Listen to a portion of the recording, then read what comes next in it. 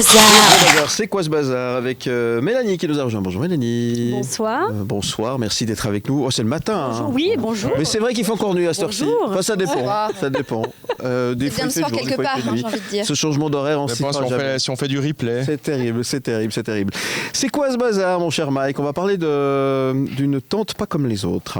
Alors, on peut parler effectivement de Tipeee, parce que ça, c'est un des projets de Mélanie Vuillon qui explore, se promène tout au long de la belle saison. Avec le Tipeee, Tipeephile. 2 mots sur ce Tipeee. Rapide Tipeee, ouais. Alors, j'ai commencé ce projet du Tipeee début de l'année dernière. Et c'est donc un Tipeee qui fait 10 mètres de diamètre, fermé, 13 mètres ouverts. Et puis, je me déplace au pied du Jura, donc vaudois, d'événement en événement. Et puis, je co-crée mes propres événements aussi.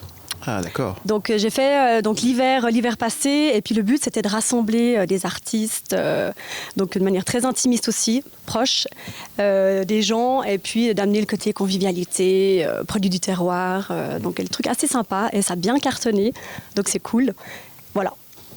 Et ceux qui sont venus sous ce Tipeee au cours des derniers mois ont peut-être découvert déjà cette expo photo. Exploration asiatique, 83 jours à la recherche d'humanité. Et cette expo, à la base, elle ne devait pas exister, dans le sens où c'est le fruit finalement d'un voyage que vous avez entrepris en Asie. Oui, je suis partie donc, le 19 février l'année dernière. J'avais 0 projet d'avenir, donc la seule chose, j'ai fait une transition, on va dire, assez importante de carrière. Et puis, donc 0 projet, et je m'étais dit, la seule chose que je sais, c'est que je veux partir 3 mois voyager, prendre l'air, m'ouvrir l'esprit, et puis voilà. Et du coup, j'ai fait Laos, Cambodge, Japon, Bali. Donc j'ai fait une base quand même avec une agence de voyage où j'avais des points, on va dire, un pied-à-terre en arrivant, mais après tout était libre. Donc le but c'était vraiment de suivre le rythme, enfin suivre mon propre rythme, puis voir un petit peu ce qui allait se passer sur place. Les rencontres. Des rencontres, exactement. Puis il y a eu beaucoup de choses, des gens, des lieux, enfin bref, c'était assez riche, c'était vraiment très intéressant. Et puis quand je suis rentrée, je devais normalement organiser les 20 ans d'un institut de beauté d'une de mes amies avec le Tipeee. Puis on n'a pas eu les autorisations. Et puis elle m'a dit, mais Mel, alors, je fais plein de photos, le mode le chinois chez nous, qui est insupportable. Moi je le fais là-bas pour immortaliser les moments. Et puis pour se souvenir.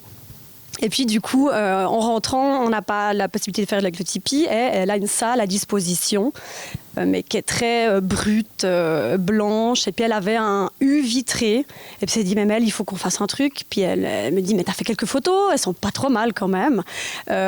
Tu veux pas les exposer?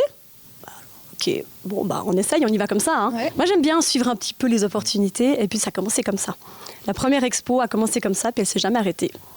Elle a passé de lieu en lieu, en fait. Ouais. Alors, qu'est-ce qu'on découvre pendant cette expo, justement? Qu'est-ce qu'on voit? C'est des paysages, des gens, les deux? C'est quoi? Alors, il y a de tout. Il y a des paysages, il y a des portraits, parce que c'est vrai qu'il y a eu des moments forts. Et puis, du coup, j'ai réussi à immortaliser ces regards, ces instants. Et il y a aussi, vu que j'ai visité les tombes d'Angkor au Cambodge, très, très puissant aussi, les tombes d'Angkor. Et il y a du coup aussi des photos. Donc c'est assez varié en fait. Puis j'ai dû faire une sélection. Là, j'ai fait une sélection de 25 photos sur des milliers. Donc voilà. Donc je me réjouis là à la prochaine expo. Qui arrive ces prochains jours et qui va se passer pas loin de Redline, notre partenaire, notre diffuseur. Ouais, c'est pour ça que c'est assez marrant là qu'on va parler de ça ce soir avec vous. Alors, ce que j'ai fait, parce que j'ai fait différents lieux, puis j'ai fait sur les réseaux sociaux dernièrement, qui c'est qui est intéressé par avoir l'expo, mais en mode très spontané, comme ça. Et Alex m'a contacté direct le lendemain matin. Et il m'a dit, nous, on est intéressés, donc je vais faire un repérage. Je trouve assez cool le lieu parce que les murs sont bruts, blancs. C'est les couloirs, en fait, de la radio. Et puis, il y a des studios d'enregistrement. Et vu que j'aime le côté aussi artistique, musical, je me dis, là, je pense qu'on va être pas mal. Donc, j'ai accepté la proposition. Et puis, je fais l'installation séjour. Et puis, à partir de début décembre, on va pouvoir aller voir ces photos dans les couloirs. Parce qu'il faut le dire, il y a un studio hyper sympa aussi avec une salle qui pousse à la créativité où les artistes d'ailleurs peuvent performer dans les locaux de Redline Radio.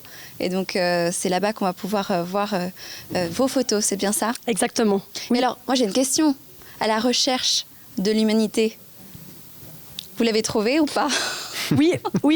Alors un des moments forts, un peu tout le long, c'était parce que je m'attendais moi au voyage paradisiaque, Asie, les rizières, verts, etc. Puis en arrivant en Laos, en fait, c'était la sécheresse. Et il y a eu, parce qu'avec les dérèglements aussi climatiques, etc., il y a tout qui était un petit peu avancé. Et je suis arrivée là-bas, ça cramait partout. Donc il y avait la sécheresse, il y avait la pauvreté, il y avait tout. Et je me suis dit, mais tu fais quoi là? Et je suis pas là pour rien. Et du coup, je me focalisais sur le beau. Je me focalisais sur les petits détails. Je me focalisais sur les gens. Et c'est vrai que c'est des pays, j'allais quand même voir j'aimais pas faire la touriste, on va dire, moyenne, avec tout le monde, etc. Donc j'essayais d'aller dans les campagnes, vraiment dans les villages de minorités, etc. J'avais des guides qui me permettaient de faire ça aussi. Et du coup, là, oui, on touche le cœur de l'humanité.